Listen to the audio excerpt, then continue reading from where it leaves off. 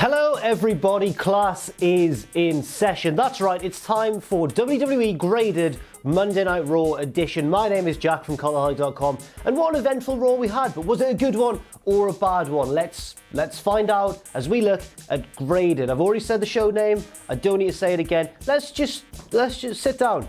Sit down. So our first opening segment, as tradition dictates, did not feature a wrestling match, but it did feature the Raw General Manager, Curt Angle. He brought out Alexa Bliss, who apparently had demanded some sort of title celebration after her exploits at Money in the Bank on Sunday night. And then she came out, she hoisted the belt, she talked a big game as she always does. She was gloating, she was giggling at people, she was laughing at you, us, the wrestling fans, but luckily Ronda Rousey came out to save the day and kick ass like a modern day Stone Cold Steve Austin. Genuinely, this felt a little bit like the Attitude Era, a little bit anarchic, everything kind of going on at once. Basically, Ronda didn't care who she hit. She came out, she faced a few of Alexa's taunts, then she just snapped and attacked her. Curt tried to stop her. She judo threw Curt over her shoulder like in a film.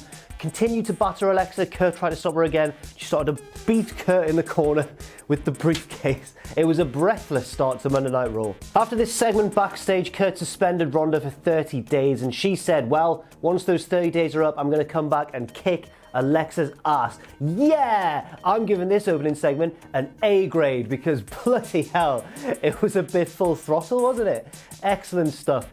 Ronda Rousey is quickly becoming one of my favourite things about Raw. And yeah, what a start. Loved it. Next up, Seth Rollins came out to cut a promo saying, yes, I beat Elias at Money in the Bank on Sunday, and now it's time to continue the open challenge, bring out my next opponent. And it was Dolph Ziggler or Drew McIntyre. They came out together, but in the end, the challenger turned out to be Ziggler. This match was a good one. Every sort of year or so, maybe twice a year, maybe once every 2 years, every so often, once in a blue moon, Dolph Ziggler has a match, has an opportunity to remind us that he's one of the best pure workers in WWE, and he did so this week on Monday Night Raw, having an excellent TV match with Seth Rollins. Both men went for their finishes early on, both missed them, and it developed into like a kind of a almost 20-minute drawn-out TV match, which personally was a little bit long for my liking, but at the same time, it was good stuff. So I'm going to struggle to grade this one on balance, I think. But the ending was shocking as Dolph Ziggler rolled up Seth Rollins after a little distraction from Drew McIntyre, grabbed the tights and became the new Intercontinental Champion. Very interesting for a number of reasons, and I will list them now. First of all, Dolph Ziggler is the Intercontinental Champion. What does that mean, especially since he's in a tag team but holds a singles belt? Does this spell a sort of impending turn from Drew? Is he going to lose patience with his tag team partner, or are they going to continue on a bit of a reign of terror with Dolph as the Intercontinental Champion? Secondly of all, what does this mean for Seth Rollins? And that's the more important part in my opinion, because Seth has been the MVP of Raw for quite a while now, and now that he's free of his mid-card title, he's free to once again push on into the main event scene. I guess we'll find out in the impending few weeks. I'm going to give this match an A-. Yes, I mentioned it dragged on a little bit for my liking. I was going to give it a B+, but I really enjoyed the storytelling. I'll explain why. I enjoyed how Rollins was a little bit arrogant, accepting a difficult challenge so soon after he had his knee injured at Money in the Bank. And also I enjoyed how at Money in the Bank, Rollins had to resort to a roll-up with the tights to beat Elias, and this time it came back to bite him. He was rolled up and Ziggler grabbed the tights. I like it. Little bit of karma. Karma police. Arrest this man. He pulls the tights and talks in maths. Next up, Bobby Roode came out to face Curt Hawkins, who continues his mammoth losing streak. Bobby Roode beat him, but not after taking some offense. Well, it only lasted a minute or so, but he took a few moves simply because he was so banged up from Money in the Bank the night before. I like that, and I don't mind Curt Hawkins' gimmick, and I think that it's important to sell the effects of the Money in the Bank ladder match. Seth Rollins lost his belt because of it, and now Bobby Roode almost didn't squash Curt Hawkins, but did in the end. But I like it, and I don't mind Curt losing all the time. He's very good at it. So I'm going to give it, straight down the middle, a C. Didn't last long, but it was inoffensive to me. Next up, we had Mr. Money in the Bank, or as they've rammed down our throats now, the commentators, Monster in the bloody bank. Monster in the bank. Think about how stupid that Monster in the bank. Come on now. Strowman cut a promo basically celebrating and laying out his ambition to take the Universal Championship from Brocky Lesnar. And then Kevin Owens came out, the last person I expected to see anywhere near Braun Strowman after what happened at Money in the Bank. where he chucked him off a ladder to his essential death. Owens came out and said he tried to form an alliance with Strowman. He said, I'm really sorry. He was all banged up, obviously. He was like, I'm really sorry. You know, yes, I tried to take you out of the match, but it was because I knew you'd win, because I know you're so strong. How about we form a team? I help you win the Universal Championship, and you give me a shot at the title. And Strowman seemed to accept that. And then Owens came into the ring, went to shake hands with him. Strowman was like, no, scooped him up for the big power slam, and Owens scurried away, and that was it. I really like Kevin Owens as the modern day Edge, the kind of master manipulator trying to pull all the strings. And I also like the difference between his gimmick and Edge's, where Edge was really good at that. Edge would come out of nowhere after you'd forgotten about him for a few months and just win the big title. Owens is rubbish at it. Like, Owens' plans often don't work. And it just goes to humanize him and make him a more effective heel, I think. I really like that. At the same time, I'm only going to give this a B minus. No, not a B, but I'll give it a B. I'll give it a straight B. I just thought that it was a bit of a nothing segment. It was well done, and that's why it's getting a B, but it's not getting an A because it didn't really. It was a bit nothing, bit of a nothing segment. It's like spiderweb, it's like cobweb. Just, get off. Next up, Matt Hardy and Bray Wyatt versus Heath, Slater and Rhyno. It was a short match, nothing really interesting happened, and the expected people won, the Raw Tag Team Champions. But this segment gets a C+. Why does it not get something lower if it was so boring? I'll tell you why, entirely because of the pre-match promo featuring the B Team. Basically, while the tag champs were waiting in the ring for the match to start, the Titantron lit up, and it was the B Team, and it was Curtis Axel dressed as Matt Hardy, and Bo Dallas dressed as his brother, lest we forget, Bray Wyatt. And let me tell you, his impression of his brother was absolutely spellbinding. It was so good. It was better than an impression I can do of my brother, because if I was going to do an impression of my brother, I'd just be really selfish all the time and ruin our respective childhoods by taking all the toys, Tom. That tag title match didn't happen tonight. I thought it was going to, but it looks like it's going to be pushed forwards a little bit. But while I won't expect the B Team to win, I'm really enjoying what they're doing. It's heartwarming. Next up, Jinder Mahal squashed Chad Gable. Well, didn't squash him. I mean, Chad got some offense in, but it was it was so annoying. Not only because Chad Gable is really underrated and underused, but also because Jinder just was happy after losing to Roman Reigns at Money in the Bank. He came out going, no, I'm all right now. I'm all tranquil. I found tranquility. What does that mean? He wrestled the same. He talked the same. Sunil Singh was still with him. Everything was the same. He just shook off the defeat like a John Cena, like a heel John Cena. I'm getting quite annoyed. It wasn't very good. The match was okay, like nothing went wrong. I just really didn't like the booking direction of this. It annoyed me so much, and it annoyed me that it was Gable getting squashed as well. I'm gonna give it a D-. Whoa. Then we had Sasha Banks and Bayley versus the Riott squad, but not Ruby Riott, the other two, Logan and Morgan. Logan and Morgan. Sounds like I'm trying to speak Swedish. Before the match, we saw the Riott squad just breaking someone's laptop backstage, knocking some things off a table, and drawing a big R for Riott on a mirror. And I thought if Ronda Rousey gets 30 days for, sort of assaulting her boss a little bit, then why don't the Riott squad get something for breaking a man's laptop? If someone ran into this office and broke my PC, I'd be so sad and cross. Sad and cross. The match was okay. Basically, the finish was that Bayley and Sasha had a bit of a miscommunication, and it led to Sasha being rolled up, and the heels won. And then Bayley went to hug Sasha afterwards to say it's all right, we're still friends, even though they've fallen out and made up a million times in the past 3 months. Then Sasha pushed her onto her arse and went, no more, and stormed to the back. And then Bayley went backstage and confronted her, tried to pull her back, and Sasha went bang, and no, Bayley attacked her first, I think. It was crazy, but not crazy in a good way, crazy in an unexpected way, and also in a we've seen this play out a lot of times before way. The unexpected part was that Bayley attacked first. The expected part was that they fell out, because they just do now on a bi-weekly basis. No, on a fortnightly basis. C-. The match was all right, and the segments themselves were okay if they hadn't happened a million times before. Oh, and just before I move on to the next bit, also at one point Sasha drove off in her car and Bayley threw a water bottle at it. I found that bit quite funny, to be fair. Next up, quite a long segment, but one that had been alluded to earlier in the night. So I'm gonna break it down for y'all, and hopefully one day you can be as gangster as me.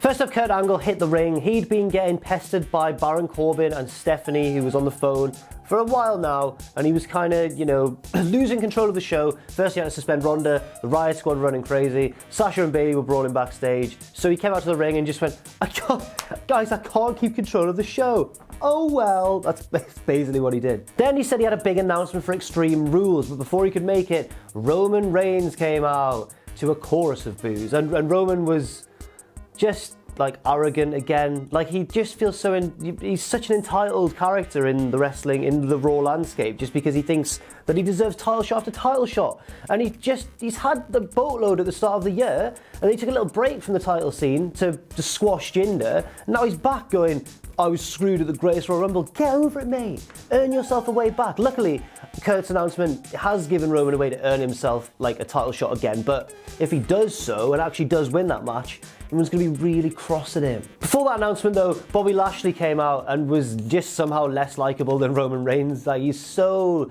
not human. He was saying, well, I deserve a title shot, Roman, bzz, the big dog. He said at one point, he was like, hey there, the big dog. And I was just like, what? Someone teach him how to act, please, a little bit. I'm not a great actor, but I can make my face look different with happy. Oh, hey, it's that. Oh. I can do that. Bobby could do that. Finally, Kurt Angle made his announcement. It's like there's going to be a multi-man match at Extreme Rules to decide the #1 contender for Brock Lesnar, presumably at SummerSlam. Then they were interrupted by the Revival of all people, and immediately alarm bells started ringing. I was like, oh, cool, it's I love the Revival. Oh no, they're calling out Roman Reigns and Bobby Lashley. They're going to get turned into paste and black trunks. So yes, predictably a tag team match was booked, and it was like the Revival got some offense in, but the latter stages were just Roman and Bobby having a bit of a squashing contest. And I'll give it a C-, right? A C, I think that's fair. Like, the segment wasn't for me at all. It was two baby faces I really struggled to like versus two heels that I really do like. So it was never going to work for me. But nothing went wrong, and the match was all right, and the Revival still have a good grasp of, you know, fundamental tag team action. Of course they do. They're probably the best at it in WWE. But I don't watch Raw to see Reigns and Lashley squash a tag team. It was C-. Next up, Mojo Rawley versus No Way Jose. A very short match. No Way Jose actually battered Mojo Rawley for the majority of it, but Rawley came back, hit his big knockout punch blow, and Jose was down, and then he slammed him for the win. And, you know, there's nothing wrong with that. It was a bit of wrestling on a show where there was a lot of short matches. It was another short match, but it's Pachi's boy Mojo. And because it's Pachi's boy Mojo, I'm going to give it a C down the middle, a generous C, because it reminded me that Mojo existed. And he's got good intensity, guys. He tries. And in this classroom, if you put effort in, you get rewards. Not big rewards, like not as much as someone naturally gifted like Seth, but if you try, you'll get a C. That's the lesson in life there. Next up, Elias hit the ring, and actually, this was really surprising, actually got a song out. He actually performed a little song, and it was him sort of staking his claim for a match at Extreme Rules. He also mocked Seth Rollins for losing the Intercontinental Championship to Dolph Ziggler. I'm not too big a fan of that, just because, Elias, you lost to Rollins the night before, and now you're mocking him for losing it the following night, when it should have been you. So, think on, Drifter. Yeah, think on. We then transitioned backstage where Rollins was being interviewed and was really regretful, but he didn't make any excuses. He was like, yeah, Elias is right. I did lose the Intercontinental Championship, but you know what? I'm not going to make any excuses, and I've got a rematch next week on Raw. This segment was so weird. It was like a weird little part of like reflection 2/3 of the way through a movie. Like, you know the bit in The Hangover where one of them sings that song on the what do tigers dream of? It was like that. It was like a little sad bit where everyone's having a bit of a rest. Elias is playing the guitar for everyone in the ring. It fades nicely backstage with lovely soft focus onto Rollins. He's talking all sad, but there's no action going on.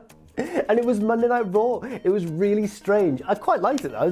B-. It wasn't bad, just nothing of note was really achieved. But yeah, it's different. Little rest period, little nap break towards the end of Raw. And finally, the main event tag team match between Kevin Owens and Constable Corbin against the babyface duo of Finn Balor and Monster in the Bank, Braun Strowman. You know what, this was a fun main event, but it could have happened anywhere on the show. That's the sort of takeaway that I had from it. I thought it was all right, and it was set up backstage, but it was one of those main events where it was set up because all four guys met in a corridor and Kurt Angle happened to be there. They all had a bit of an argument, and then a tag team match was set up. So I didn't enjoy the booking. I get that the seeds were sown between Owens and Strowman earlier in the night, but just chucking Balor in there as well, and Constable Corbin, he was there as well. Oh, by the way, while I mention him, I was getting serious corporate Kane vibes from him. He wrestled in his office clothes. Obviously, he shaved his head now. I'm just saying, is he just a surrogate Kane while Kane goes off and runs for mayor? Mayor, sorry, in American. Mayor is the English pronunciation. The match was, you know what, it was pretty fun. It was a pretty fun match, even if I didn't like the setup to it. Strowman took out Kevin, barricading him, bludgeoning him, ran him through, he just chucked him through the crowd barricade on the outside. And then, but that led to Balor being on his own in the ring, and that let Constable Corbin finish him off. I'm gonna give it a B. It was a fun main event, the end of Raw. It was all nice and fun. A heel one to close Raw, which is often a bit risky, but it worked because it was Corbin and he's really excelling in his new role as the big spoiler. But I thought it could have happened anywhere in the show. That's why it doesn't get in the A bracket or a B+. Could have happened anywhere, couldn't it? Rollins and Ziggler should have been the main, but never mind. You know what? Let's get on to our overall grade. So overall, I'm giving this Raw a B-. This show got off to a hot start. I was like, what's going on here? We had the Ronda Rousey segment where she looked like the second coming of Austin. We had the Seth Rollins Dolph Ziggler match with a big title change, a big shocking title change. And then after starting off on such an explosion, Raw sort of went, and gradually and it didn't go all the way down, all the way towards the end. It meandered and went, ooh, but it never hit the highs of those first two segments. So it was a little bit disappointing to watch. It was a bit difficult to watch as well. I struggled through it towards the end, but I can't complain too much about it. I thought it was a passable show and a decent follow-up to Money in the Bank. Bonus points for showing that Bobby Roode and Kevin Owens and stuff, and Seth Rollins because he lost his belt, were all banged up because of the Money in the Bank ladder match. Rollins wasn't in the Money in the Bank ladder match, I know, but he had a grueling match against Elias and tweaked his knee. B- I think is a fair reflection. And yeah, what do you think? Thank you very much for watching Graded. I've been Jack from Cultaholic.com, your teacher. You can follow me on Twitter at JackTheJobber. You can follow all of us at Cultaholic and check out our Patreon as well, patreon.com/Cultaholic. And never forget to do your homework and also, though, to join us.